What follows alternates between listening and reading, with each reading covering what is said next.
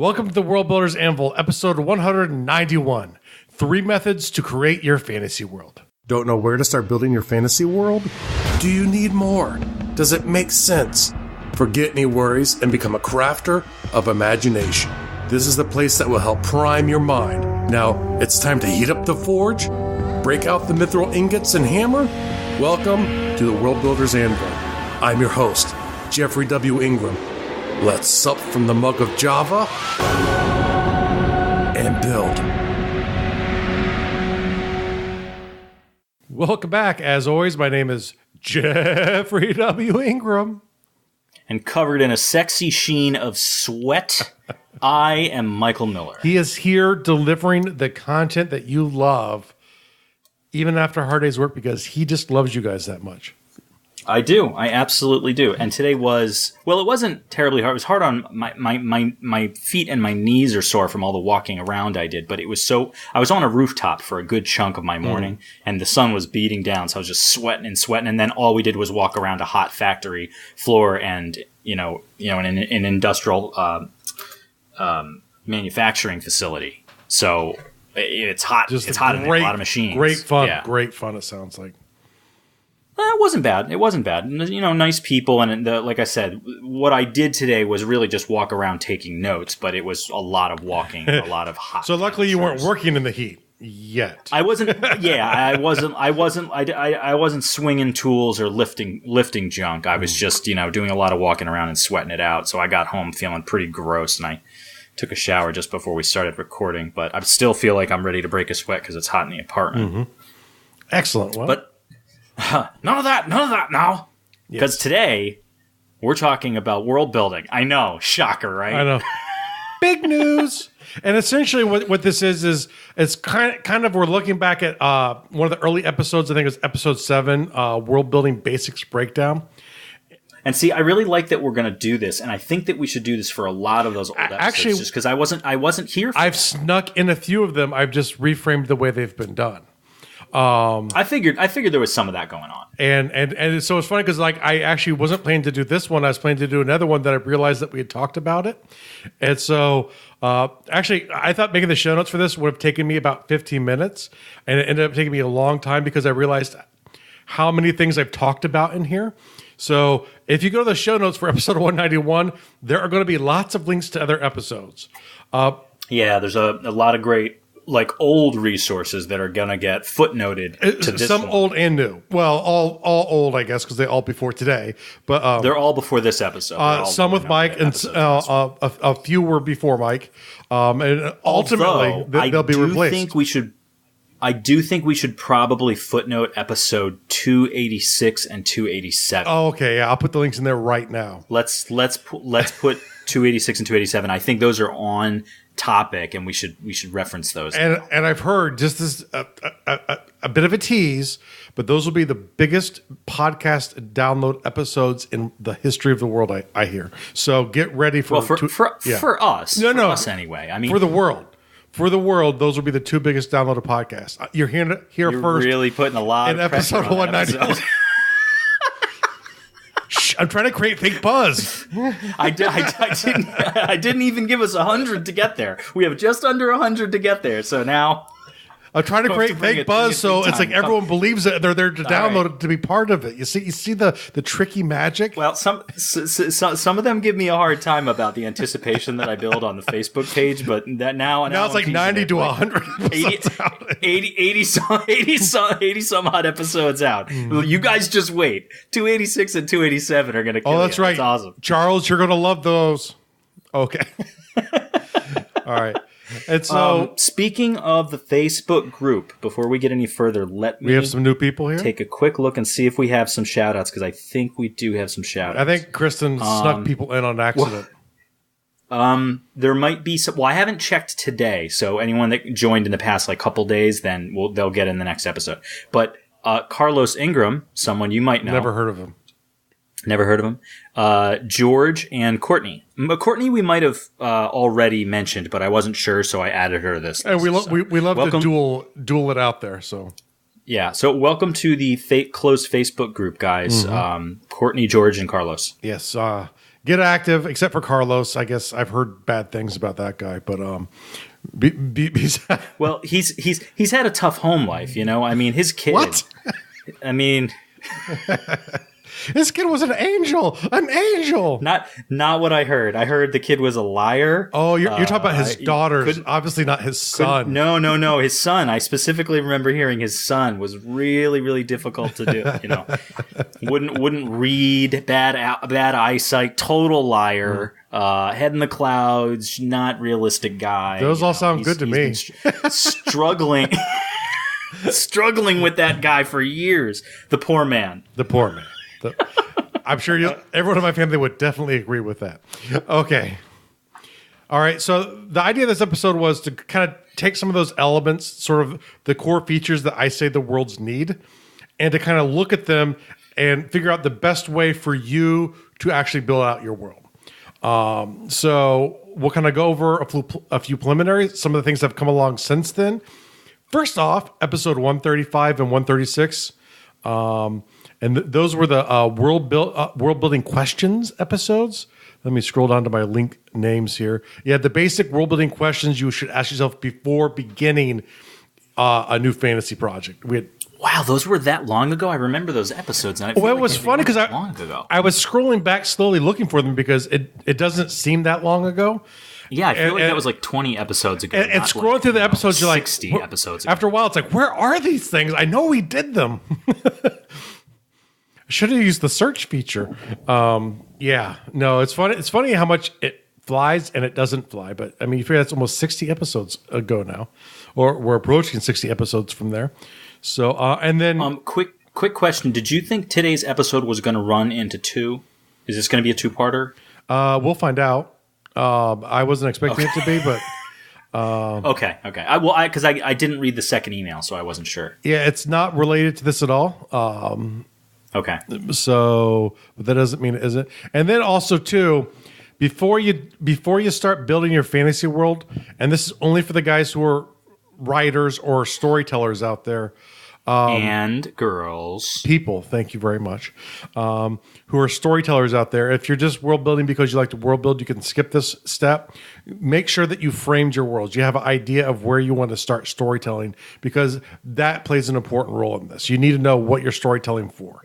Finding what I like to call the central frame, that the frame around the story you're telling in your world.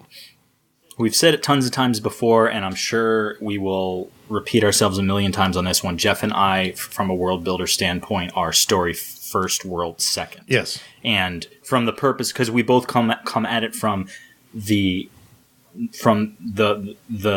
necessity of telling a tale. And to tell a tale, you need to have an idea, and that's going to tell you what you need to build to support that tale and that idea. But if you're just world building for world building's sake, then that doesn't matter. The frame isn't as important. But for us, building the frame and have an idea of where you need to go and what you need to fill out in the world helps because you know where to start, what to do, what you're lacking, and where to go. So you don't create an architect world and spend 10 years building a world and never write a story. And like I said, and if you're not about the story, you're just doing this because you want to do this, you do whatever you want to. But the thing is, if you know what that frame is, it'll help you determine how to build your world. Okay. And so now, because the big thing with 135 and 136 is they'll give you sort of an inventory of the elements you have going into it.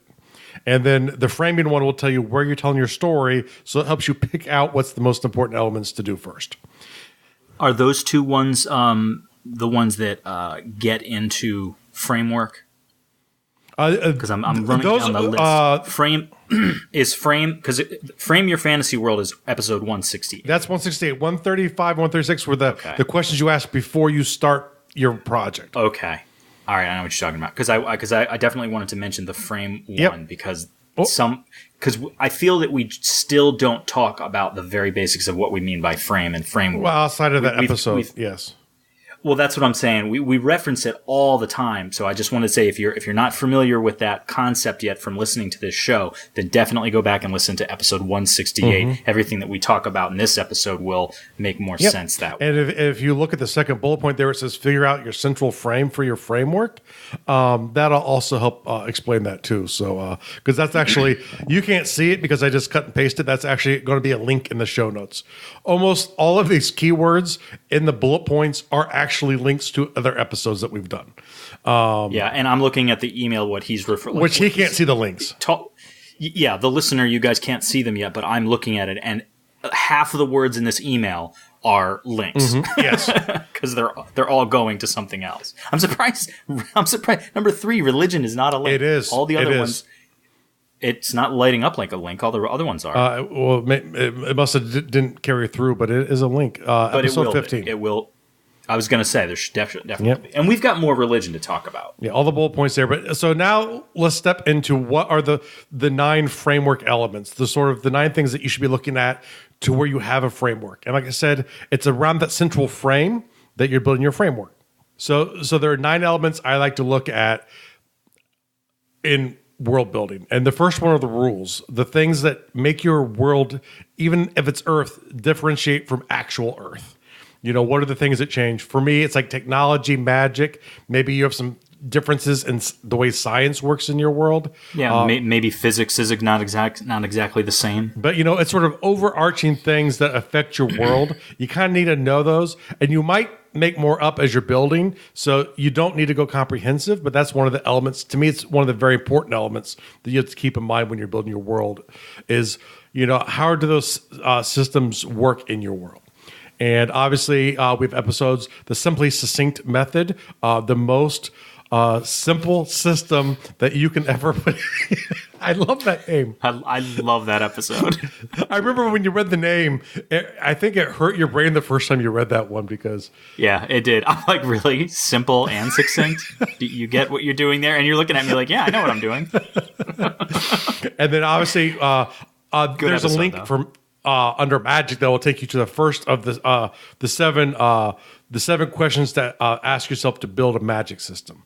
The 7 points of that, or the 7 rules of magic systems, I believe. It'll take you to the first episode, and there are links in all of those episodes to each of them. So, and just picking these things, like just those couple things alone, choosing your tech level and choosing whether there is or isn't magic, and how magic shows up. And I don't mean breaking down a whole system, but just generally deciding, is it high magic? Is it low magic? Just how big of a influence is magic? Those two choices right there really bring a lot to the world. Like, okay, what tech level am I at? Is it Stone Age, Iron Age? Is there computers yet? Do they have, steam engines? Like, where are they? That builds like half a world right there. Yeah. Just making that decision. And right now, these elements we're going through are not, you don't need to make decisions. You might have ideas for them already, but I'm just going over them, and we'll talk more about how to build them or how you should build them when we get to the next section. The next thing is places. Places is anything to do with what we call geography or astronomy in the world. It's the solar system. It is the world itself. Are you dealing with an entire world like a crazy person would, like me? Or are you dealing with just like an area of a world to tell a story in? Knowing those things up front help you because you don't need nearly as much stuff if you're not building a whole world. It's not really important what the rest of the world looks like. You might want to know just what's outside of your frame, but beyond that, it's not relevant unless, of course, your story ends up taking you other places. If you're building a world building a story, if you're telling a story that only takes place in one city, then you don't need to build an entire planet. You might want to know how it works, but you just need to really build that city because the tale's only going to be in that city. The next thing is religion. Obviously, that's a huge thing in fantasy books. Language. This is an optional one. Not everyone goes there, or sometimes they don't go to a complete like Kolang language. They just maybe have some ways they use names to make it feel like its own. Races. Does your world have races? Cultures. Does your world have cultures? States. Does your world have states? These are all of the elements I believe that you should have for a good naturalistic framework. And then faces. And faces is just my catchier name for saying characters, because characters is a much longer word. So I call it faces. But what are the faces of your world? What are those people going to look like who take part in your world? And the final thing is the timeline. And that's essentially what you use to sort of build in sort of a history and a background and a depth to your world. And then there's a link in there to the actual the old school tech. There was a very old episode, like episode 9 or something like that, where I went over tech first. But the Simply Succinct section is where I would go to, because that's a little bit better thought out. That's an awesome name, and you know it. Number 9, you've got timeline your world to current time. Yeah, so that's the final thing I do in one of these methods, but that's the 9th element, is you create a timeline of your world. You're essentially evolving what's happening. And so like what I would do is if I built a country, I would timeline out it getting to the current day of where the book starts, or wherever the story starts, if it's a tabletop game. Campaign. And then if there are multiple states, I would create timelines for each of them. So you'd have a little bit of each of their perspectives of what happened, getting from sort of like late prehistory until actual current day, even, which could still in theory be prehistory, depends on where your world is at tech-wise. Now, before you really start figuring out how you want to build it, one of the things you have to think about is a big one, which I like to break apart: races, states, and cultures. To me, those are 3 separate things.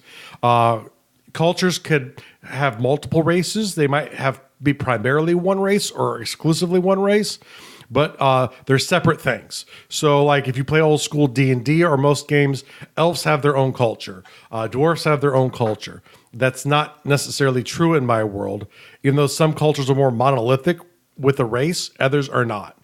And so I build those things separately. There's separate things I look for, but you want to mush them together if you don't distinguish between the two in your world, and there's no need to. It's more common not to do that. I just think it feels more naturalistic when things start to get mushed together, especially as the timeline goes on. States, or nation states, are what I mean here, and those as well, same thing. Sometimes, like you have the elven culture, which is a state. So if those are separate, treat them as separate. If not, you can squish those all into 1 or 2 things, however many that you need for the world building you have to do. God damn it. Jeff's phone ringing on the show again.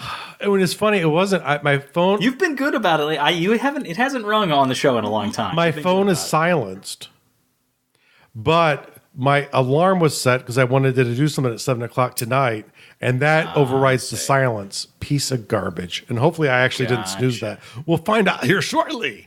We'll find out in like 2 minutes. Right. It goes off again.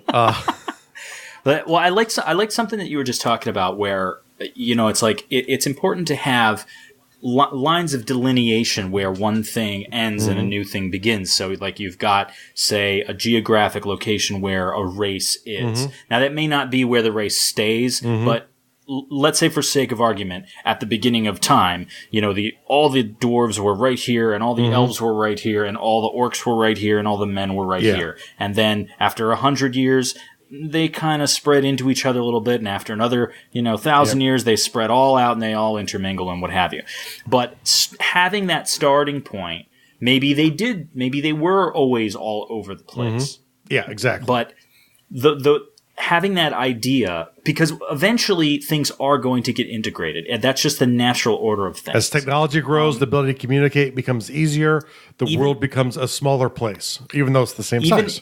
Even in some of the strictest of cultures that I'm trying to think of a way to say it that is kind, because I don't want to sound improper about it. But there's a lot of modern cultures that still place a very high importance of maintaining marriages within the culture so that they propagate that race. And there's a lot of races that still think that that's real important. And there's certain you're really talking ethnicities there on Earth where and certain ones are very strict about language, where they don't like foreign words in their language. But over the past 40 years, with the growth of new technology, it's been almost impossible for anyone not to pull in different words because stuff's starting to grow so fast and it's coming from all over. You're kind of forced to start adopting words that are similar to other languages. But some cultures are very strict against it, and other ones, absorb words very easily. My big point, though, is with the races, the cultures, and even the states, the lines of demarcation over time tend to blur. The way I kind of look at it as a game master, or as a world builder, really not a game master, is for me, races all probably start off if they're by themselves as their own culture. But by the time I'm playing with them, they're intermingled in. So they're sort of like on Earth what you call proto-cultures. And so there's some elements that's probably mainly from them that get infused in. But I don't kind of go that far back. But we'll get into that in a minute. The other important thing to think about are religions. I do culturally based religions where it's more like Earth. Each culture has their own religion. It could be very similar to another one, or it could be very different. It could be anywhere from monotheism to animism to whatever. And it's all very culturally based. A lot of fantasy worlds don't do that because you spend a lot of time developing religions if you end up doing that. The same thing if you separate the races, cultures, and states out, you end up with more, and it becomes a little bit more time to world build. If you don't want for your religions to do that, many fantasy worlds have a religion or a couple religions that cross cultures, that cross the world. I had a friend of mine's a fantasy world that I've mentioned once or twice before that the way his works is there was not a whole lot of religion per se, but there were many gods. And depending on the different regions of the world you were in, that would pretty much, you'd learn quickly what gods were worshipped in that area of the world. Yeah. So, and it wasn't necessarily that people would get real sticky about, oh, well, you worship that god and I worship this god. It was just understood that, okay, well, you worship that god and I worship this god. It didn't often... People didn't often get into religious fisticuffs about belief. It was just, well, that's because you're from X place and I'm from Y place. You know what I mean? It was an understood thing. So like more pre-Christian Mediterranean area. Yeah. And the other thing that I also kind of liked about it is that there wasn't a whole lot of fighting about that. And it wasn't that other people didn't believe in those other gods. They just didn't worship them. So it's like everyone kind of believed, okay, there's all these gods. But they just, like, if they didn't worship that god, they didn't worship. It's not like they disrespected that god or didn't believe him. They still believed in him. They just didn't worship him. Or at least not actively. Sometimes when you're in Rome, you do as the Romans. Okay, yeah, but yeah, exactly. So, it's like religions don't have to be treated. Typically, when I talk about them in shows, it's more of a relationship to a culture, but you don't need to go that way. And you can save yourself a lot of time in your world building if you want to go with one of these different approaches where you have one to many, but they're sort of one thing across the world, essentially. Yeah. Even if there are one or many, but yeah. Religion is one of those things that... if you want to spend a lot of time world building, it is fascinating to research. And it is also a tremendous opportunity for conflicts and storytelling. But it also can be really overwhelming in the quantity of information that is out there about different religions. So if you're trying to make something that is very believable and really thought out, it can take a lot of time. Yeah, and this is always my big advice for religions this is one of the ones that's very important to know your central frame and how important it is. Because it's like religiously, there's a lot to the culture that is central to my frame for my first book is the Petracum. And their culture, where it is as religious as any like Iron Age religion, they're not a temple-going culture. They're not a culture that goes to temple to sacrifice. They don't have... where they do have temples, and those temples do have these rituals that are very important. That's not part of their culture. They do things like in their homes every day as part of their life, which are intermingled with the religion. And sometimes they're even a little bit more ritualistic things, but they typically don't even involve holy men.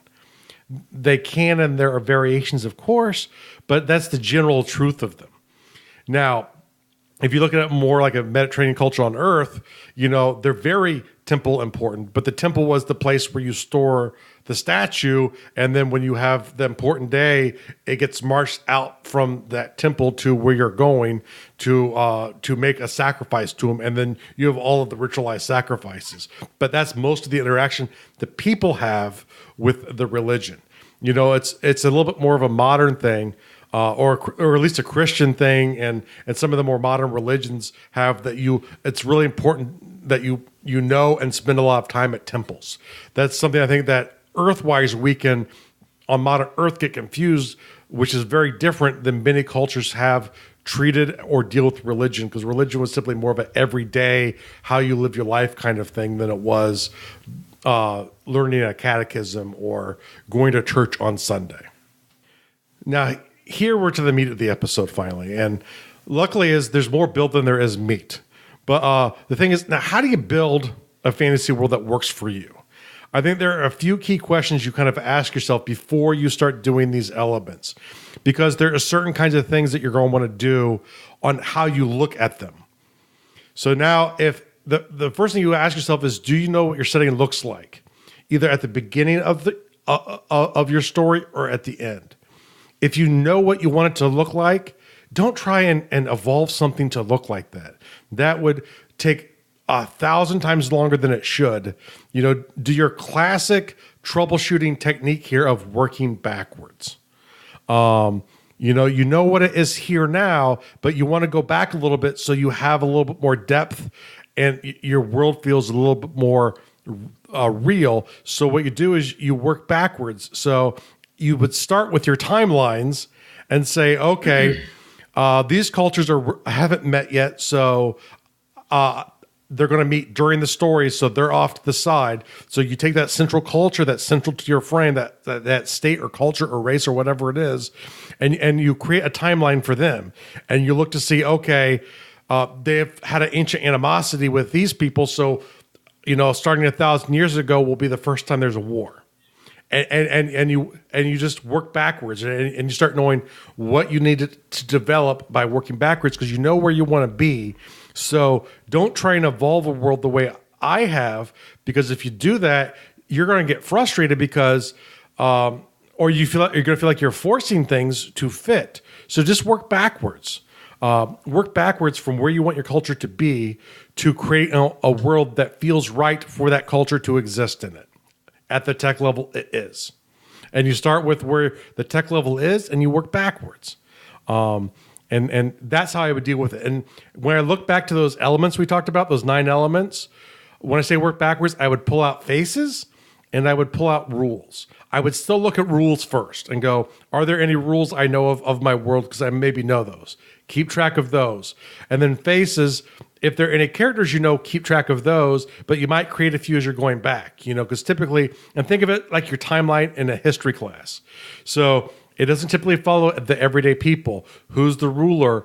Are there kings? Did the monarchy get thrown over? Was the country overrun by a different country at some point before then?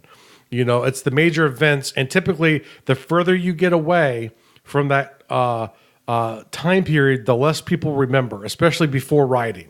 So it's just big major events going backwards. And you just kind of roll through the places that, up until you get to the places that you need worked out. And you maybe know a few more places, but if they're not taking place, they're more mentioned and they're not really developed. You don't have to spend a lot of time with those. You spend a little bit more time developing those that fall within that central frame of your story. And then you just add any new faces and rules that you need as you go along. Yeah, it's going to become to me it seems a simple process, but I think that's unfair of me to hold that perspective, because one of the reasons we do the show is because it's not easy for everybody. But the idea of working backwards is such a brilliant way to create the story, to create the thing. So if you're like, well, I want to tell this grand tale, and it's going to have at least 5 different factions and a couple of heroes and a couple of main characters that we're going to focus on. Plus, there's going to be an evil bad guy and whatever. So you know that all this stuff is going to come together at a point. Mm-hmm. That's what you know. You don't know how it's getting there, but you know you want that to occur. So now, to work backwards, you're like, all right, well, I got 5 different factions, so let me make those factions. Mm-hmm.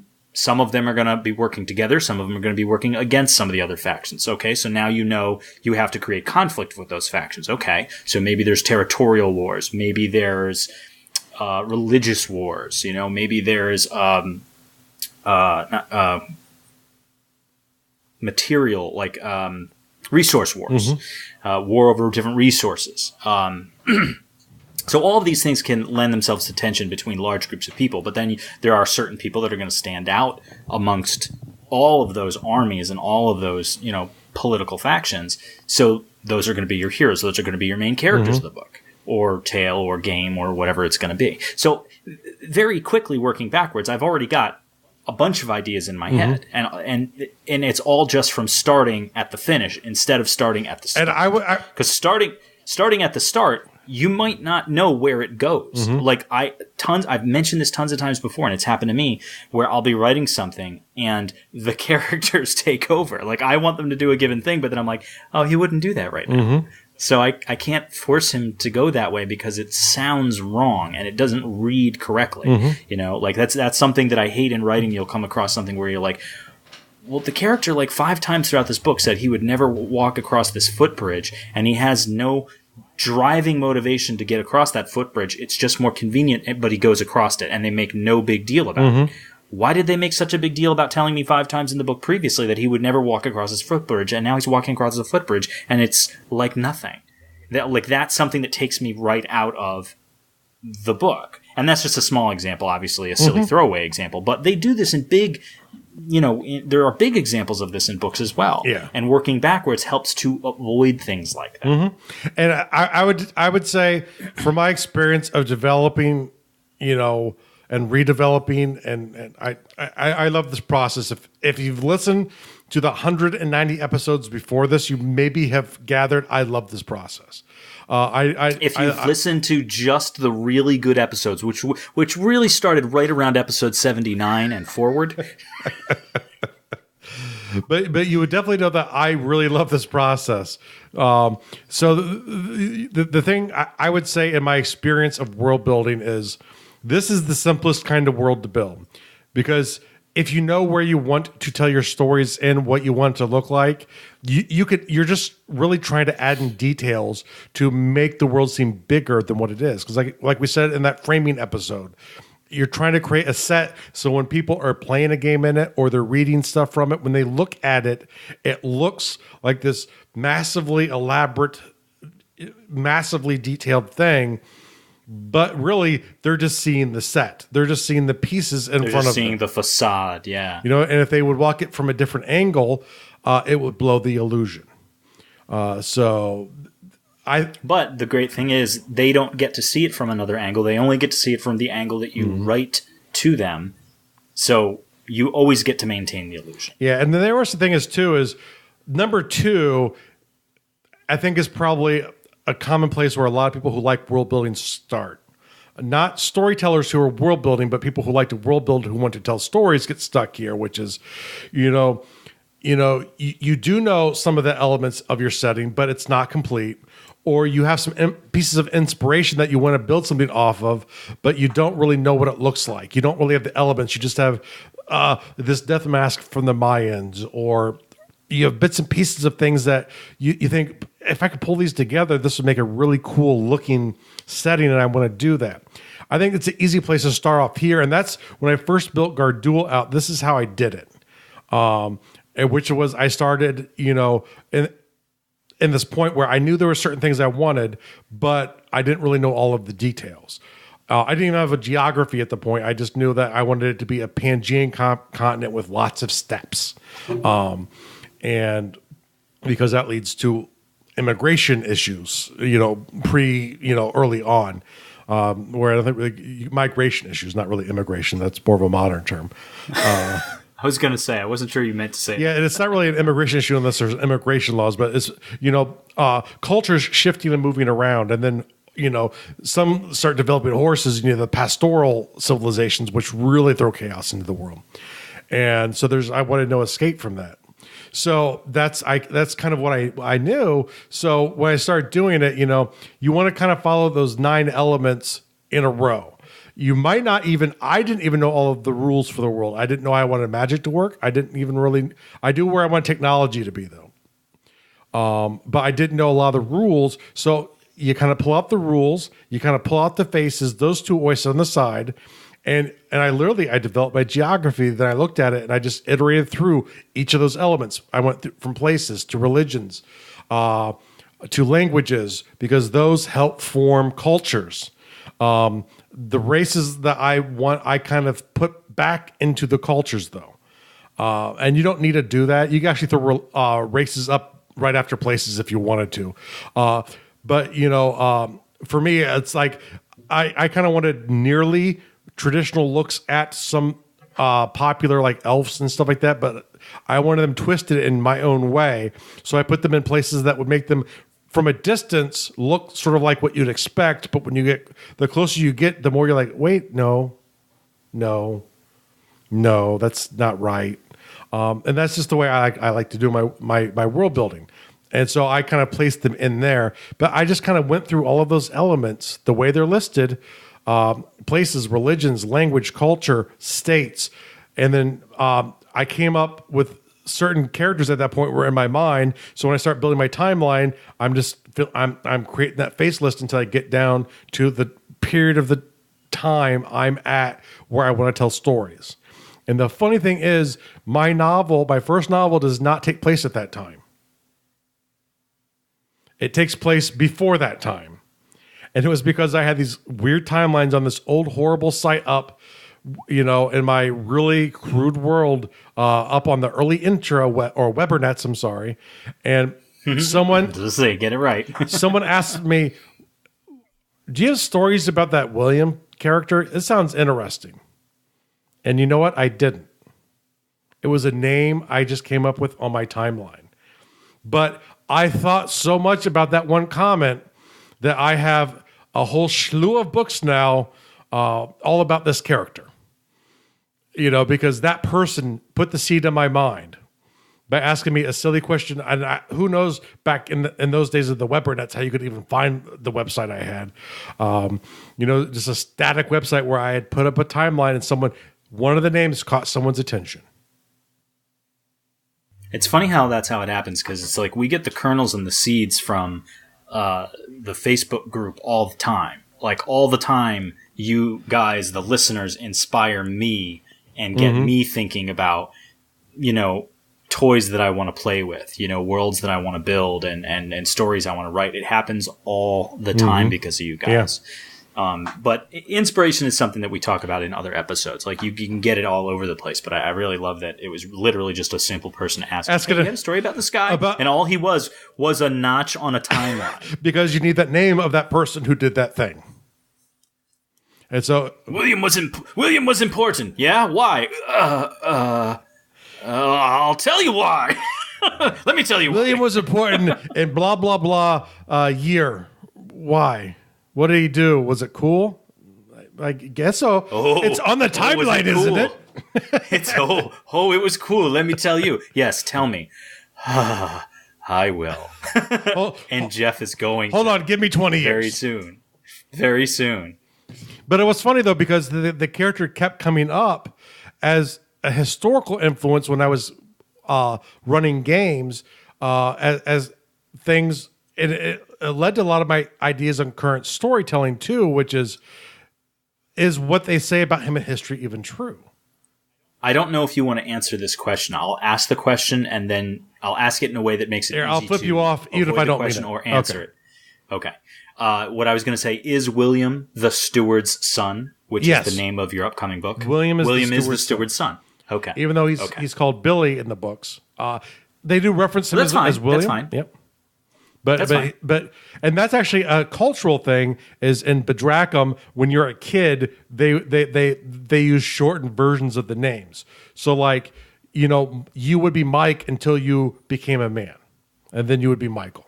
And That's I would be how it Jeff. worked out for me. And I would become Jeffrey when I was an adult, which is not how it worked out for me. I was very adamant from a very young age. My name was Jeffrey W. Ingram, which is the reason why that's the way I always do it. Because I literally sign my cards to my mom. Do you love Jeffrey W. like Ingram? Me saying, because I always call you? I don't Jeff. care what I don't really care what I'm called, but whenever I'm formally signing stuff or I'm saying my name, like as an introduction, it's always Jeffrey W. Ingram. To the point where I sign my mom's birthday cards, love Jeffrey W. Ingram. Interesting. And so it's just one of those things where, and like I said, you can call me Jeff. I don't care. You can call me a bad name. I don't really care about that either. I do. Usually behind your back, but I do. Yeah, you're not man enough. Oh, I'm man enough. You're a total jerk. I'm man enough. I'm man enough when we're 50 miles apart, looking through webcams. Yes. That was true. I didn't know that was an insult. Oh, I thought you were just stating facts again. I know I'm a jerk. I'll tell you something funny. I was at the grocery store the other day, and there's the aisle next to me, and this is in Aldi, where the aisles are not divided by these massive columns like most grocery stores. So, you can see all the aisles and the people right next to you. It's very, it's casual. It's very, you can talk to everybody and whatever. And I turn just as a woman appears to have been shut down by the woman in front of her. The woman in front of her has about 1,000 items on the rack. The woman who has been shut down has like 3 items in her hands. And I think what she did was ask the woman in front of her, do you mind if I go in front of you? Because she only had 3 items. And all I caught was when I turned my head was the woman saying, I've already been waiting here for a while. Because the cashier had stepped away for a few minutes. There was something she needed to attend to before finishing this other woman out. So I looked over, and the woman kind of made eye contact with me. I'm like, do you only have those 3 items? And she's like, yeah. I'm like, come on over here. And she's like, oh, thank you so much. She's like, my 93-year-old, mother's out in the car. I just, and I'm like, yeah, don't worry about it. I'm like, I always like it. If I only got a couple items, I always like it if someone lets me go. Yeah. So just go ahead. That's fine. So she goes in front of me and she says, starts talking to the cashier there. They clearly had a friendship. They started talking about, things at home and whatever. And she's like, oh, this really nice, guy. I'm so appreciative he let me go in front of him, da-da-da. And she's like, this really cute guy behind me. And she looks, and I just smiled at her, and she goes, oh, now I'm going to make him blush. And I'm like, oh no, I'm very narcissistic. I know I'm good looking. And she and the cashier just started laughing their butts off. They thought it was hysterical. Well, see, I was like, oh no, you're not going to make me blush. Don't worry about it. And one of the things to this day I will say that makes the World Builders Anvil work so well is our grasp of humility. Yes. We're so good at it. I mean, I don't know anyone else that is better at humility. I mean, you are amazing. I am the best. You are really close, though. I'm a close second. I mean, I'm pretty phenomenal. I mean, how humble would you have to be to admit narcissism like that? I mean, that is just amazing. I mean, look, I know I'm narcissistic, so I'll admit it. I'll own it. I'll own that complete statement. But yes. I mean, look, if you were this good looking, wouldn't you end up narcissistic too? I mean, hey, really? Tell me about it. Anyway, back to away from humility and back to where were we? Were we on the main top down on 2A? Yeah. We're sort of on 2. We were sort of on 2A, where once again, if you have elements of your world where you kind of know parts of things that you want, but it's not complete or not even close to being complete. This is kind of where you're going to start. If you have just some inspirations that you want to spur out into a world, this is also a place you're going to want to start. You're going to want to do that top down, pull out your rules and faces and apply them as appropriate. If you know them up front, add them in. If you don't, when you get that inspiration, when you're world building, that's when you pull them in. And now for B here, you've got start in a prehistory before cultures collide and start evolving your Which cultures. goes exactly back to a point you made earlier, which is the idea is when I started building Gardul out the first time, I literally I had a map that I drew out on paper, which I believe is on the website, or one of the versions of it is, where it's just like the little square graph paper with little squares inside of the bigger squares, and I have the whole world. I went to the library because I hated if I redo the map, it wouldn't look exactly the same. So I kept making copies of it. I had an original I wouldn't use and I could make copies off of. And so if you guys haven't learned yet, Jeff loves maps. Jeffrey loves maps. And I kind of drew out where the races started, because in my first generation, races pretty much equal cultures. And later on, some new cultures kind of popped up that were mixes. And I kind of went away from that when I've gone through and rebuilt the world. But in my first generation, race equal culture, and it was that simple. So, like I said, I have nothing against that happening. But what I would do is I would draw out where they all were, where they started, and like if you go back to those old like atlases of world history, you'll see those, right? Like this is where this population of humans out, and this is how they spread out across the world. And I kind of did that. And this is how they spread out across the world. This is where they would settle. And from there, they would build up and they would spread out here. And then they would build up and they would spread out here and here. This is how they started, expanding over the world. And this is where they settled and how they settled where they were. And so I literally had just lots of maps with like, every 1,000 years, it's huge swaths of time early on. When you have early migrations, it's huge swaths of time. So they'd be like every 25,000 years or something like that. But then as people can move faster, as communication works better, I would start having them collide. And then that would spur what would happen if this kind of thing and this kind of thing would hit each other. What would the impact be on each side of those things? So I started in the prehistory and I worked it up to the day where the book started.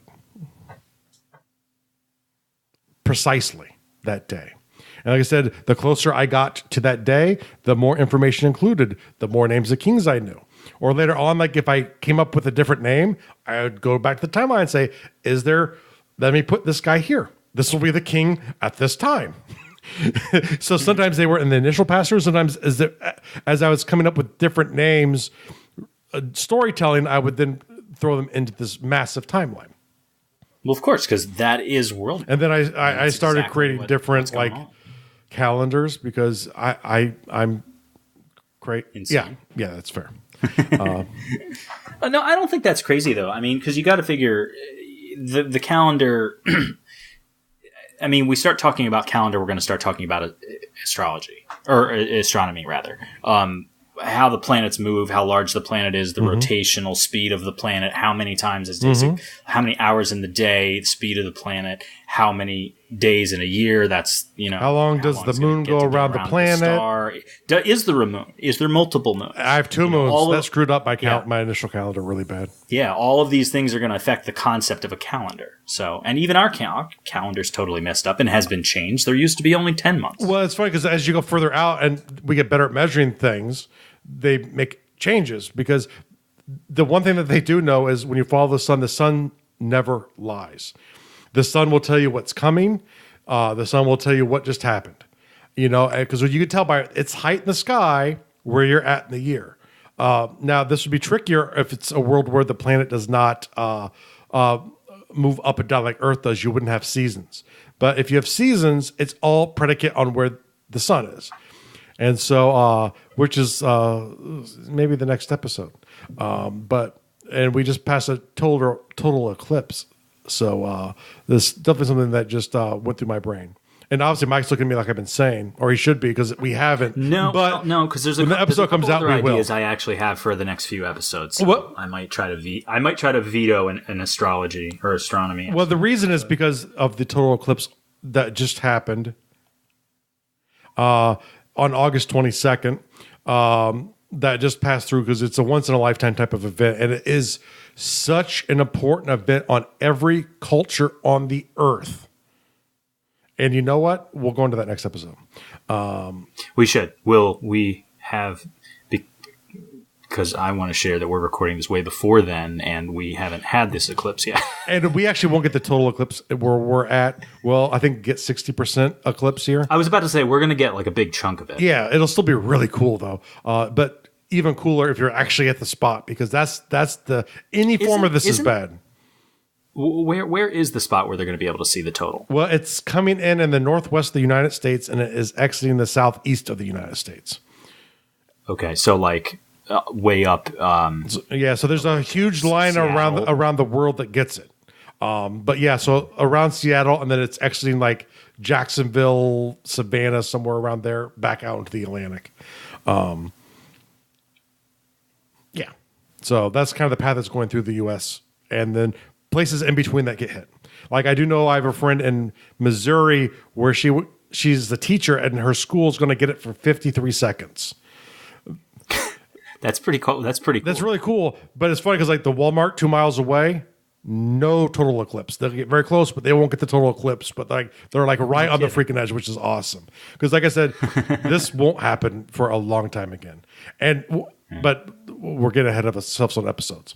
So now, more Destiny. I want you to mention more Destiny because you have at C here. It says more Destiny the closer you are to the present. But you have a question mark. Because it should be density, and there shouldn't be a question mark. Okay. So more density. Oh, density. I'm sorry. The closer you get to Destiny the present. on the mind, and that's kind of what I was talking about with the idea of. I'm sure it was the idea of the closer you get, the more people know. Especially if it's before they can write. Knowledge density. Knowledge density. So the more you'll know more events that happened in the history, especially once it gets written. But even then, the further it gets away, the less you know. Like a lot of Egyptian history was written down, but it got smashed and broken before you get to the Middle Ages. So we're trying to refine all of it we can. So even like sometimes even during the written period, you'll lose some. But now as the world builder, you won't. But with the cultures, though, you'll have to make those decisions the longer history has been around. But yeah, I don't worry. But even as I world build, the further away from my central frame, the less I care. I just want to know the big swathing events. So like where cultures collide, if there's massive environmental changes, that kind of stuff. I love your next numbering setup here. This is pretty cool. Yeah. Do you just want to world build? And this is for the guys who complain that they're like. You said that really quickly. Say it again, nice and slow. Do you just want to world build? Do you just want to world build? Forget about writing stories. Yeah, and that's for those other guys. What I would do there is go up to that initial list, just do them in that order, top to bottom. Because how's the world come? You get the geography. You get the places, which are more than just, those are like the woods. Those are all of the things, just think of the way the world grows and pick some spot you want to start from and just start world building. And it will probably be at some point, but pick that spot and just start building to it. But just go top down. Don't pull anything out of order. The faces, once again, you'll always kind of add stuff in as you go along, but faces probably won't be as important to people who are just world building. They typically don't get to that level of detail. You do that when you storytell. That's where the characters become important. So if you're just doing the world build, just do top down. You don't have to worry about the faces, but just that's kind of the sequence of how you'd want to layer things in, I think, to make a realistic fantasy world or a non-fantasy world. You just cut out like magic.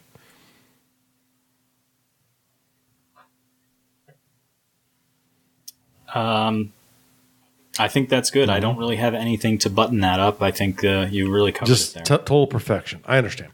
Yeah, I mean, the only thing that I think about there is like there are people out there that just want to world build and not do something with it. And I thought of that one. The sky's the limit because we do get chastised, or at least I've been chastised a few times, and I don't mean it as in they were being chastising to me, but there are people in the world builders Undercroft who are like, no, there's no story. We just want to world build.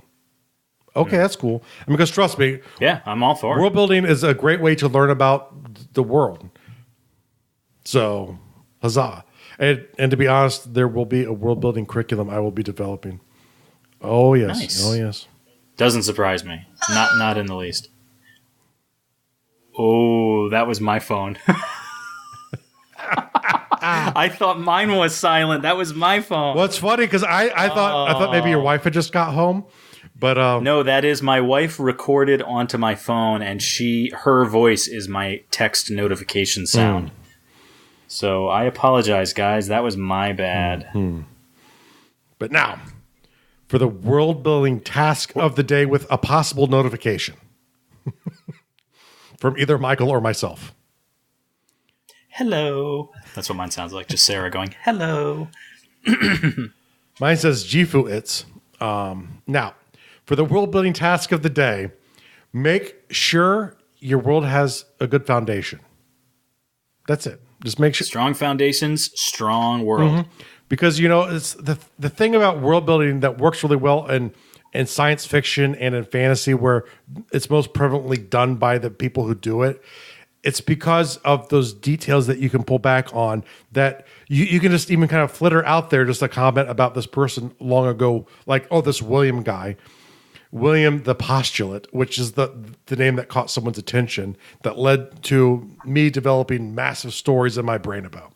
So, but, you know, there are other names there, and those could end up being big stories too. Who knows? Only time will tell. But the cool thing is, when you have this kind of framework built up, you can kind of do that, right? You have the framework and go, you know what? Maybe you want to know more about that period of time. A great way to do it is focus in, create a new frame at that point, and flesh it out so you have that good facade for people to look at from that period of time, from that place, and let it go. You know, let the stories come, because those are the things that people remember. Those are the things that are essentially human. You know, it's like lots of other species use tools. Some have economics, but real imagination, real storytelling. I don't know if there's anyone besides humans. And of course, in 5 years, some scientists will prove me wrong. Now, the real world task of the day is, guys, summer is running out. We are steadily, at least in the northeast United States, running out of summertime. It snowed yesterday. So get out there, do something fun outside with your friends or family, or both. Maybe just by yourself. Yeah, you know, go enjoy the outdoors. I'm one of those people. I have a buddy While complex, so I have to have people paying attention to me all the time, or I start crying. But yeah, Sarah and I are. You know what I was actually thinking? Like, mentioning Sarah and her sound effect on my phone. There is. I was thinking, because you had just had a nice video up on the site recently, and you're on the site, and I'm on the site, and Kristen's on the site, but I've never pulled Sarah into a video. And maybe one of these days I'll introduce everybody to my wife. I'll put my wife on camera one of these days, just to acknowledge her for all the wonderful understanding that she sends my way, with allowing me to put all of my time into the show and into you guys and to the Facebook page and everything. So. Kristen and our families are so important to this show, because we could not do it without them. And it's not just, this is kind of my job now. Michael, that's not true. You know, so, you know, he has Sarah, and he has work, and he has all these things. And the sacrifices Sarah and Kristen make to allow the show to have started and to continue to happen. Because trust me, I have so much more fun doing this with Michael than I did on my own. And I know I have a lot more fun doing it. Like, Sarah and I had a show for a while, and while that was super fun, we got to be very inconsistent with it, and it was a short-lived show. And it got to be a little bit tough to do it. I mean, we really didn't go for very long. And you and I have literally like 4 times as many episodes as Sarah and I had. Sarah and I did it for like a year, and you and I have been doing it now for almost 2. Yeah. So, and it's just and when I started, like every hour of showtime was like 4 hours of work. And it's not nearly that long anymore. I've gotten better at, at figuring out how to edit and putting it all together so it can release and people can find it and stuff like that. But it still takes more time than it takes to record. And Sarah and Kristen are hugely important, which is why we like to take them out and do fun things with them. And it's the summer, and it's running out here. This is, I believe, mid-September, I'm going to say, roughly. I'm believing, if my imagination is correct. It's around mid-September that this is coming out, but it's running out. I think it's the 22nd this year is when fall begins. So keep that in mind. And which means I'll be in Europe. Yeah, and my wife will be... she's going to be raking leaves a lot this fall. I think it's going to be a lot of leaves this year for her to rake. So I want to... that's not very nice. It's not very nice. Especially now, like I said, I'll be working on my K-12 curriculum for world building, because I have a son coming. And And so that's very exciting to me. And world building is a great way to learn about the world, and he's going to have at least 100,000 worlds himself. He's going to be a very busy kid. So, but it's really. What if he decides he just wants to play football, Jeff? What if he doesn't want to be? It'll be part of his. You got to be at least It'll be flexible enough to be, understanding of his wants. No, because I'm going to be living vicariously through him. No, So nope. He will be a world builder, just like his old man. Just like his old man. And you're taking it to the next level, kid. I never made the pros, but you're going to. It's a great way to learn about the universe. So. I'll be doing stuff with that as it goes forward too, and sharing some stuff out there as well. So world building is cool, and so we understand it. But spend some time outside. You take your friends and family, or if you like alone time, if you're an introvert, that's awesome. Spend some of it alone outside too. The outside is part of what makes the inside so special. Okay, and with that, we will see you guys next episode. See you next time, guys. Thank you so much for listening to the World Builders Anvil. We would love it if you would share the World Builders Anvil with 2 of your friends, and so would they. If they are unfamiliar with podcasts, then you get to introduce them to the wonderful world of podcasting by showing them Stitcher or iTunes, or, best of all, just send them to our website, www.gardul.com. That's GARDUL.com. Now strike while the mithril's hot.